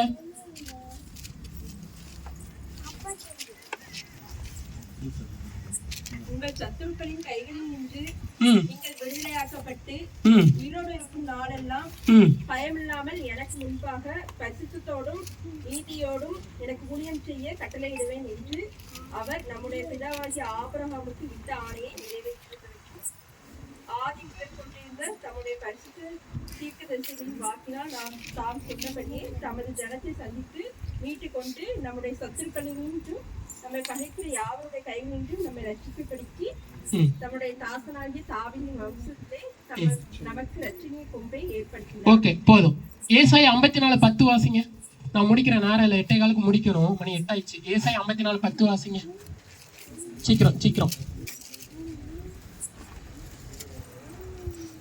மலைகள் விலகினாலும் பர்வதங்கள் நிலை பெயர்ந்தாலும் என் கிருபை உன்னை விட்டு விலகாமலும் என் சமாதானத்தின் உடன்படிக்கை நிலை பெயராமலும் இருக்கும் என்று உன்மேல் மனதுருகிற கர்த்தர் சொல்லுகிறார். ஆமென். இந்த 2 வசனத்தை தான் சொல்லி சொல்லி வரட்டினாங்க. எத்தனை வருஷங்க? 7 வருஷம். 15 பிசாசு போன உடனே தலையில கையை வச்சோன்னா ஆடிச்சு. நான் அனுமானம் அப்படின்னது. நான் யோசிச்சேன், ஆண்டவரே இது எல்லாமே எதுக்கு எனக்கு போராட்டம்? நான் விக்கிரக ஆராதனைக்காரனா? நான் அப்படிலாம் எதுவுமே கிடையாது. நான் சிஎஸ்சி சபைக்கு தானே போறேன். எனக்கு ஏன் இவ்வளவு போராட்டம் போது ஒரு பிசாசு மூலமாவே கர்த்தரை வெளிப்படுத்துவார். எனக்கு வெளிப்படுத்தினார். ஒரு பிசாசு சொல்லிச்சு, இவ அம்மா எதுக்கு என் குடும்பத்துக்குள்ள வந்தா அப்படின்னுச்சு. என்னது? இவ அம்மா எதுக்கு? எனக்கு அந்த வார்த்தை ரொம்ப உறுத்திக்கிட்டே இருந்தது. ஏன் 3 நாள் உபவாசம் மட்டும் ஜெபம் பண்ண எத்தனை நாளா எனக்கு இவ்வளவு பெரிய பிசாசு போராட்டம் அப்படிங்கும்போது ஆண்டவர் சொன்னாரு, தம்பி இது பரம்பரையா வரக்கூடிய ஒரு போராட்டம் அப்படின்னு. என்னது? ஆண்டவர் சொல்றாருல, நான் 4 தலைமுறை அவங்களை விசாரிப்பேன். பழைய ஏற்பாடு வாசிச்சு பார்த்தீங்கன்னா 10 தலைமுறைக்கும் அம்மன் புத்திரரும் நோவா புத்திரரும் தேவனுடைய சபைக்கு உட்படுத்தல் ஆகாது. பெட்லைன் கேட்ஸ் தெரியுமா உங்களுக்கு? இரத்த தொடர்பு சாபம் தெரியாதோ? சரி, தொப்புள் கொடி உறவு யாருக்கெல்லாம் தெரியும்? தொப்புள் கொடி உறவுன்னு சொல்லுவாங்க, கேள்விப்பட்டிருக்கீங்களா?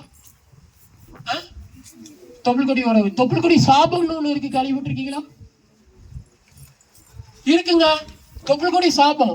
இப்போ தேவனுடைய வார்த்தைக்கு கீழ்பட்டு தேவனுடைய வார்த்தையை கை கொண்டு நீங்க கரெக்டான நபரை நீங்க திருமணம் பண்ணீங்கன்னா பழச்சிங்க. உங்க பிள்ளைகளுக்கு நீங்க சொல்லிக் கொடுக்கணும். உங்க சொந்தக்கார பிள்ளைகள் யாராச்சும் வாலிப பிள்ளைகள் இருந்துச்சுன்னா சொல்லிக் கொடுக்கணும். உங்க பேரன் பேத்திகளுக்கு நீங்க சொல்லிக் கொடுக்கணும். உங்க மகா பிள்ளைகள் மகன் பிள்ளைகளுக்கு நீங்க சொல்லிக் கொடுக்கணும். ஆண்டவர் என்கிட்ட தெளிவா பேசினாரு, டே ஜோசுவா இது தொப்புள் கொடி சாபம்னாரு. எப்பப்பா என்னைக்கு உங்க அம்மாவும் உங்க அப்பாவும் இணைஞ்சாங்களோ அன்னைக்கே உங்க அப்பா கூட அந்த அப்பா குடும்பத்துல இருக்கிற எத்தனை தலைமுறை கும்பிட்டு இருப்பாங்க. எத்தனை சாக்ஸ்தா கோயில்னு சொல்லுவாங்க, கேள்விப்பட்டிருக்கீங்களா? என் குலதெய்வமாங்க. எத்தனை தலைமுறை கும்பிட்டுப்பாங்க. அத்தனை தலைமுறை பிசாசும் உங்க அம்மாவும் உங்க அப்பாவும் என்னைக்கு இணைஞ்சாங்களோ அன்னைக்கு உனக்குள்ள வந்துட்டு. ஆனா இன்னைக்கு என்னுடைய நாமத்துக்காக உன்னைய தெரிந்து கொண்டினார். ஏன்னா எங்க இன்னைக்கு நான் இதுலதான் வேலை பார்க்கேன். இதுல பேங்க்ல தான் வேலை பார்க்க. பெர்மனன்ட்லாம் கிடையாது, டெம்பரரி தான். 20,000 தான் சம்பளம் வாங்குறேன். இன்னைக்கு நீ ஆண்டவர் அழைச்சாருன்னா தூக்கி போட்டு வந்துருவாங்க.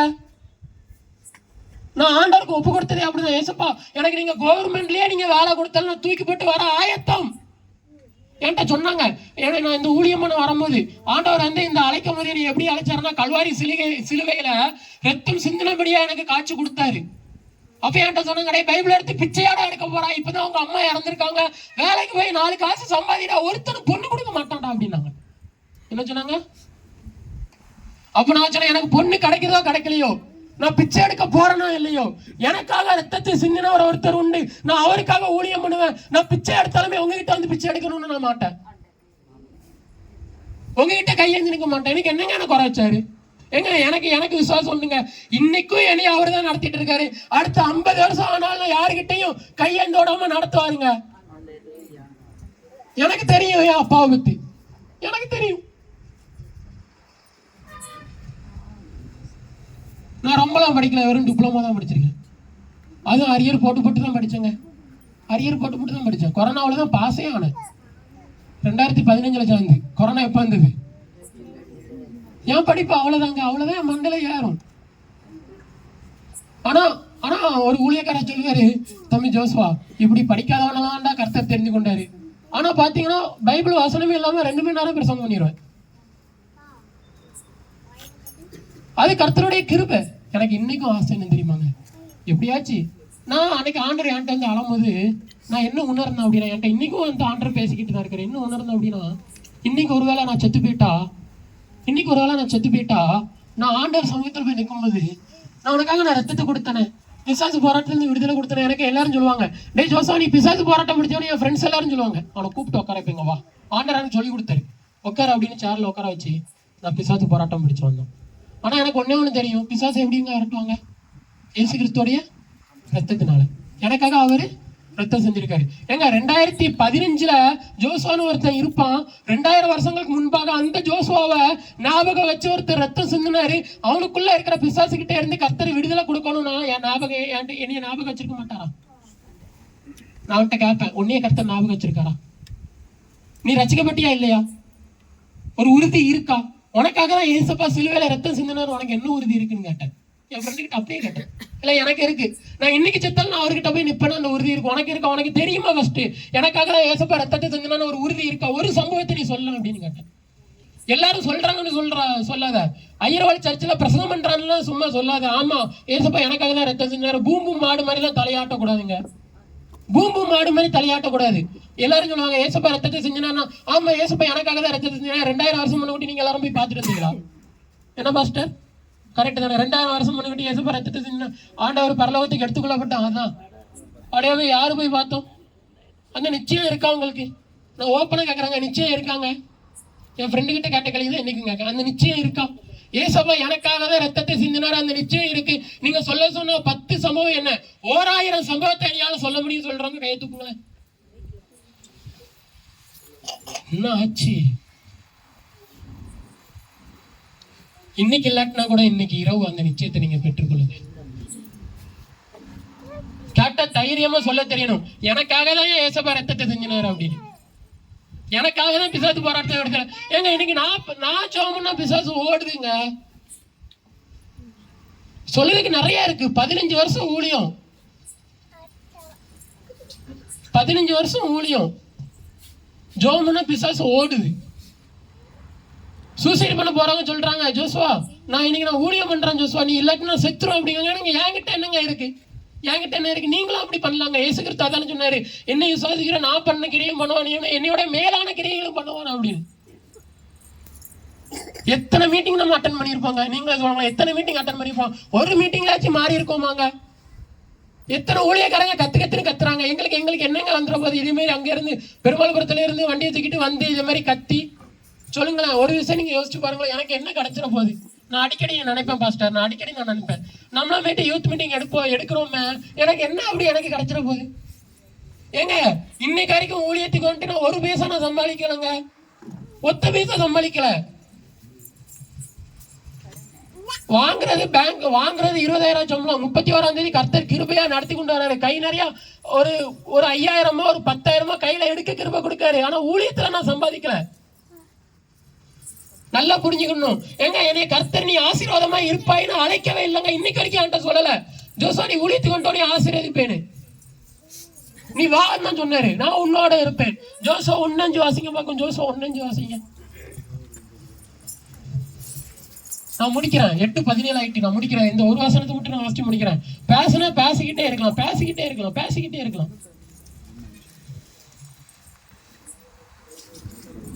பயப்படாதே. ஜோசுவா 1:5. நீ உயிரோட இருக்கும் எல்லாம் ஒருவனும் உனக்கு முன்பாக எதிர்த்து நிற்பதில்லை.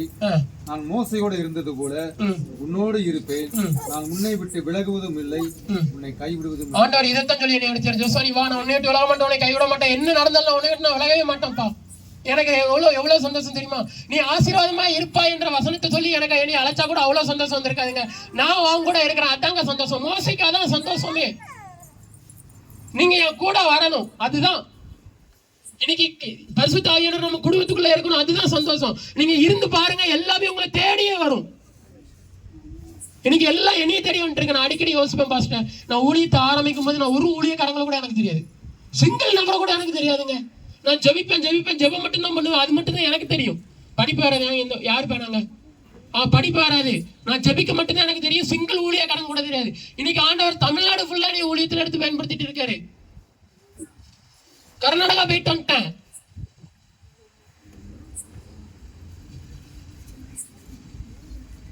சும்மா கிடையாதுங்க, எந்த குறையும் வைக்கலங்க. எவன் சொன்னானோ ஏதோ உனக்கு பொண்ணு கிடைக்காதுன்னு சொன்னானோ, எனக்கு நான் விசுவாசிக்கிறேன், எனக்கு பொண்ணு கிடைக்கும். ஆமின்னு சொல்லுங்களேன். எவன் பிச்சை எடுப்பான்னு சொன்னானோ 15 வருஷம் ஆயிட்டு கையேந்த உடலை.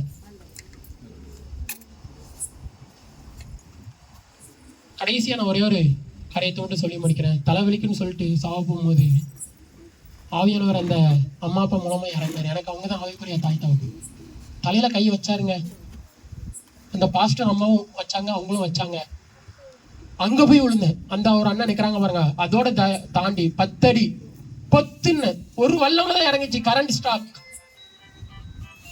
அடுத்த 1/2 மணி நேரம் மூச்சு பேச்சு இல்லை, அன்கான்சியஸ். என்ன நடந்ததுன்னு தெரியல. அரை மணி நேரத்துக்கு அப்புறம் எந்திரிச்சேன், புதிய மனுஷன் எந்திரிச்சேன். இன்னைக்கும் சொல்ல முடியும் 3 மாசம் தலைவலிங்கிறது மாத்திரை போட்டு 8 மாசம் தைலத்தை எல்லாத்தையும் தூக்கி தூர போட்டாச்சு. வீட்டுல ஒரு தலைவலி தைலம் கூட கிடையாது. நான் அடுத்தவங்களுக்கு மாத்திரை வாங்கி கொடுக்குறேங்க. நான் அடுத்தவங்களுக்கு தலைவலி மாத்திரை நான் வாங்கி கொடுக்குறேன். இன்னைக்கு நான் ஜபிக்கிறேன் தலைவலியோட. இங்க யாராச்சும் தலைவலி யாராச்சும் இருக்கா? கையை தூக்கி காட்டுங்களேன். வேற 1 2 வேற யாருக்குமே தலைவலி வராது அடிக்கடி? சும்மா பயப்படாதீங்க, தூக்கி காட்டுங்க. கர்த்தர் உங்களை சுகப்படுத்த வல்லமை உள்ளவராக இருக்காருமா. நிச்சயமா கர்த்தர் சுகப்படுத்துவார். நீங்க நினைக்கலாம் அது நிறைய டாக்டர்ஸ் சொல்லுவாங்க பரம்பரையா வருதுமாங்க. அது எத்தனை பரம்பரையா வரட்டுமே, கர்த்தர் இன்றோடு அந்த தலைவலியில இருந்து விடுதலையை கொடுப்பார். ஒருவேளை பிசாசு போராட்டமா இருக்கலாம், கர்த்தர் இன்றோடு அந்த பிசாசு போராட்டத்திலிருந்து விடுதலையை கொடுப்பார். ஒருவேளை வாழ்க்கையில ஏன்டா வாழுதோம் அப்படின்னு நீங்க நினைக்கலாம், கர்த்தர் இன்றோடு அந்த போராட்டத்துல இருந்து அந்த விடுதலையை கர்த்தர் கொடுப்பார். எல்லாரும் அப்படியே எந்திரிச்சுங்க, எல்லாரும் எந்திங்க பார்ப்போம்.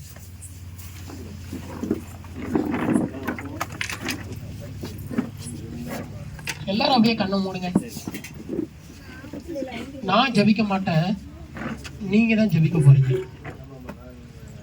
அப்படியே கண்ணை மூடி சக்கது லஹெடே தெலேபே ரிக்கடஹால புக்கபரபு சொக்கரஹட துலஹட துக்கபக்கபரபு ஷெகே தெலேபே ரிக்கட ஹோபு துலஹட தெலேக்கரை துக்கபரபு. எல்லாரும் கண்ணை மூடுங்க பார்க்கும். யாருமே சும்மா இருக்கக்கூடாது. ஆண்டவர்கிட்ட நீங்க கேளுங்க. சொத்து சொலத்தெல்லாம் கேட்காதீங்க. ஏசப்பா என் கூட வாங்க, என் வீட்டுல நீங்க இருங்க. இன்னைக்கு நாளைக்கு இல்ல, நான் வாழ்நாள் முழுவதும் என் குடும்பத்தை நீங்க நடத்துங்கன்னு கேளுங்க. நான் அதான் கேட்டேன். 2012 நான் கேட்டதே அதான்.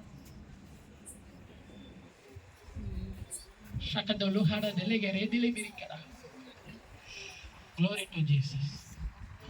பரிசுத்த ஆவியானவரே, ஒரு விசை இறங்கி வாங்க, ஒரு விசை இறங்கி வாங்க. செகதே லேஹடா துலஹடா துக்கபுக்கப செகது ஹலபு ரெகடே தெலேஹடா துக்கபுக்கப ஷோகடா ஹல துலகடே தெலே பிரிக்கடா ஹல துக்கபுக்கப ஷகடா ஹலபு கேதுலஹடா துக்கபு. ஆவியானவரே வாரும் தூயாவியே, உம் பிரசன்னத்தை வாஞ்சிக்கிறோம். உம் வல்லமையால் என்னை நிறைத்து நீராளுகை செய்யும். ஜீவ தண்ணீர் நீரே, தாகம் தீர்க்கும் ஊற்று, ஆலோசனை கர்த்தரே, நீராளுகை செய்யும். வாரும் தூயாவியே, உம் பிரசன்னத்தை வாஞ்சிக்கிறோம்.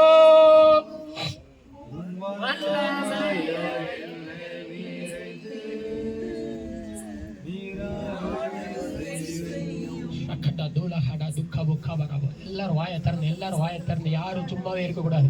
5 நிமிடம் தான் நான் முடிக்க போறேன். 5 நிமிடம் தான். பரிசுத்த ஆவியானவர் இந்த இடத்துல கடந்து வந்துட்டு இருக்கிறாரு.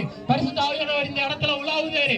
ரெக்கடா துலஹடா துக்கபரபோ ரெக்கடா தெலிக்கரஹடா துக்கபுக்கப ஷக்கடா துலக்கடா துக்கபோ ஷக்கடா துஹேதே லேஹேடே தெலிபிரி ரெக்கடா ஹல துலபோ ரக்கடபோ. எல்லாரும் வாயை திறந்து ஆண்டவரே வரவேறுங்க. அப்பா என் குடும்பத்துக்குள்ள வாங்க. எல்லாரும் மௌனமா இருக்காதீங்க.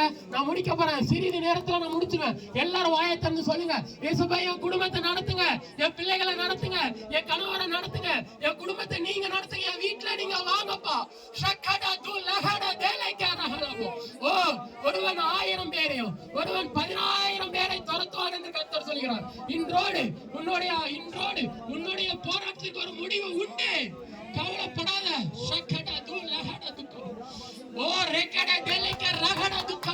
உன் வலது பக்கத்துல 1000 பேரும் உன் இடது பக்கத்துல 10000 பேர் விழுந்தாலும் அது உன்னை அணுகாது.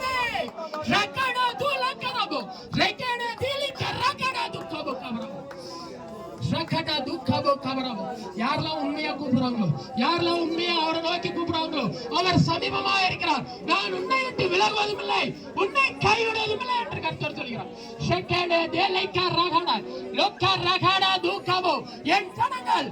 ஜனங்கள் ஒருபோதும் வெட்கப்பட்டு போவதே இல்லை.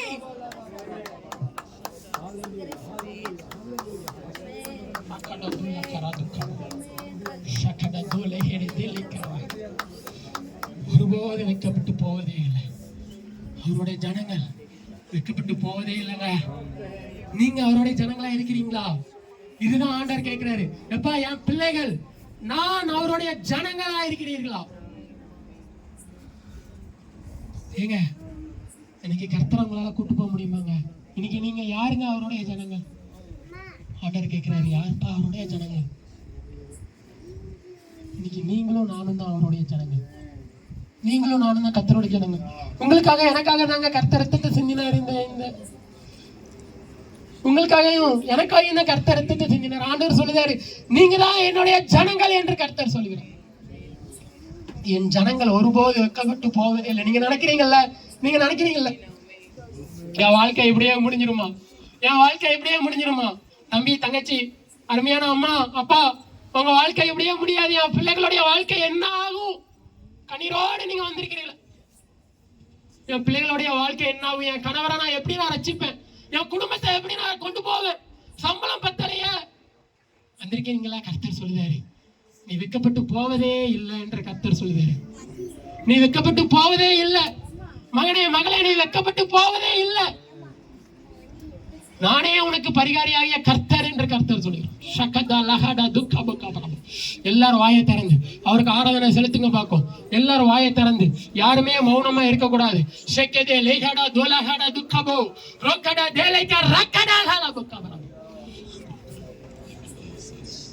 அப்படியே ஒரு விஷயம்.